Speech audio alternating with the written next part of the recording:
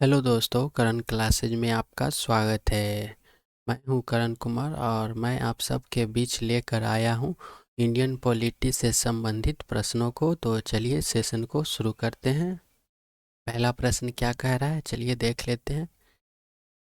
संघीय संसद राज्य सूची के विषय पर भी कानून बना सकती है।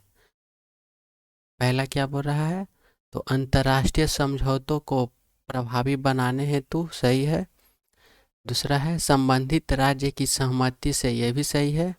राज्य में राष्ट्रपति शासन लागू रहने की अवस्था में, यह भी सही होगा। राष्ट्रीय हित में जब राज्यसभा 2/3 बहुमत से इस हेतु प्रस्ताव पारित करे, यह भी सही होगा। तो इसका राइट ऑप्शन क्या हो जाएगा, डी, ऑल 4। अगले प्रश्न को देखते हैं। लोकसभा अध्यक्ष स्पीकर यानी कि अपने कास्टिंग वोट का प्रयोग केवल करते हैं, तो ऑप्शन इनके हैं। ऑप्शन ए वर्तमान सरकार बचाने हेतु, ऑप्शन बी है संविधान संशोधन के मामले में, ऑप्शन सी है आपातकाल के मामले में, ऑप्शन डी है जब तक वोट बराबर बराबर होने के नाते टाई हो।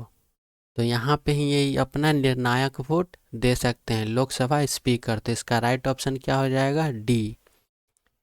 अगले प्रश्न को देखते हैं। नीचे दो कथन दिए गए हैं जिनमें एक को कथन ए तथा दूसरे को कारण आर कहा गया है। तो कथन ए में देखते हैं, केंद्रीय कानूनों के संवैधानिक वैधता के संबंध में भारत के सर्वोच्च न्यायालय की अधिकारिता है, बिल्कुल सही है। कारण क्या बोल रहा है, सर्वोच्च न्यायालय भारतीय संविधान का संरक्षक है, ठीक है। तो ये एक्सप्लेनेशन आर इसको अच्छा कर रहा है के लिए। तो आइए ऑप्शन को देख लेते हैं। दूसरा भी सही है और अच्छा एक्सप्लेनेशन कर रहा है क्यों आखिर ये सर्वोच्च न्यायालय अधिकारिता है, तो संविधान का संरक्षक करता है। तो ऑप्शन देख लेते हैं। ऑप्शन ए क्या बोल रहा है, A and R both are true, सही है। Is the correct explanation of है, ये भी सही है। तो इसका राइट ऑप्शन क्या हो जाएगा, ए। अगले प्रश्न को देखते हैं। भारत के उच्चतम न्यायालय की स्वायत्तता की रक्षा हेतु क्या प्रावधान है। तो इनके ऑप्शन क्या क्या बोल रहा है ये पहले देख लेते हैं। उच्चतम न्यायालय के न्यायाधीशों की नियुक्ति करते समय भारत के राष्ट्रपति को भारत के मुख्य न्यायाधीश से विचार विमर्श करना पड़ता है, सही है। दूसरा क्या बोल रहा है, उच्चतम न्यायालय के न्यायाधीशों को केवल भारत के मुख्य न्यायाधीश द्वारा ही हटाया जा सकता है, नहीं, ये तो गलत है। तीसरा क्या बोल रहा है, न्यायाधीशों का वेतन भारत की, हाँ सही है, संचित निधि पर आरोपित होता है जिस पर विधानमंडल को अपना मत नहीं देना चाहिए, एकदम सही है। तो इसका राइट ऑप्शन क्या हो, इसका सही क्या है, 1 और 3। तो 1 और 3 किस में है, ए में। तो इसका राइट ऑप्शन क्या हो जाएगा, ए। अगले प्रश्न को देखते हैं। उच्च न्यायालय के सेवानिवृत्त जज की पेंशन कहाँ से दी जाती है। तो इनके ऑप्शन है, ए भारत की संचित निधि से, ऑप्शन बी है राज्य की संचित निधि से जहां उसने अंतिम सेवा की, ऑप्शन सी है विभिन्न राज्यों की संचित निधि से जहां जहां उसने सेवा की, ऑप्शन डी है भारत की आकस्मिक निधि से। तो इसका राइट ऑप्शन क्या हो जाएगा, ए भारत का संचित निधि से ही उच्च न्यायालय के सेवानिवृत्त जो रिटायर जज होते हैं उनको पेंशन दिया जाता है। अगले प्रश्न को देखते हैं।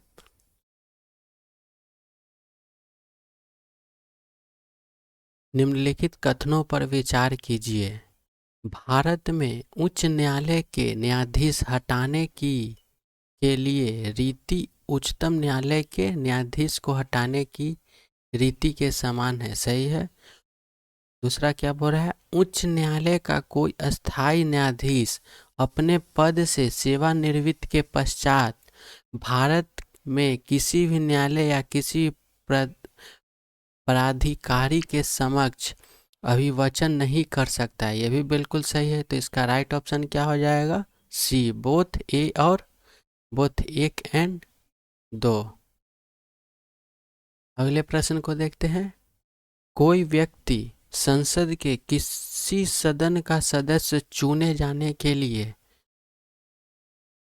सदस्य होने के लिए निर्हत होगा यदि वह, और क्या क्या बोल रहा है देखते हैं। पहला, भारत सरकार के या किसी राज्य की सरकार के अधीन ऐसे पद को छोड़कर जिसे संसद ने विधि द्वारा छूट प्रदान की है, कोई लाभ पद का धारण करता है। सही है।